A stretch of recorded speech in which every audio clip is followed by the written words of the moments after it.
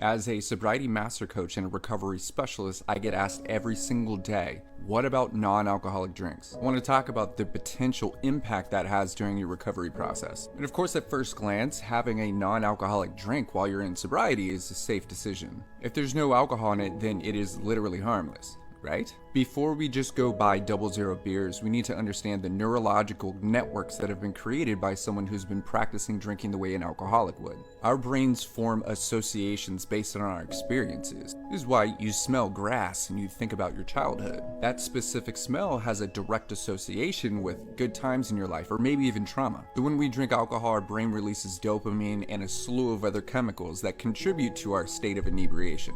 Relaxed, more calm sense of pleasure. So if you have a high tolerance, then your brain has created a very strong neural connections to your reward center. As a result, the mere sight or smell or taste of something alcoholic can literally activate a slew of neural connections that make staying sober extremely difficult. That cascade of neural connections is called a trigger. Because of how important this is, I've created an entire module called trigger management. This is why in recovery, we focus so heavily on creating new neural networks associated with healthier habits and strengthening them with practice before we even consider having a non-alcoholic drink. This lowers your chances of firing all those old neural networks and triggering you back into alcoholic behavior. And it's important to remember that sobriety is simply taking time away from the poison that's been causing the pain. Recovery is putting energy into the solutions that help you heal. Recovery is an individual journey through personal growth and discovery. You don't find yourself in sobriety, you discover yourself in recovery. So if you're considering sobriety or you're new to the sobriety journey, just be mindful of the potential risks associated with having non-alcoholic drinks. When I'm working with someone, I never ever recommend that they even smell or taste alcohol until they are literally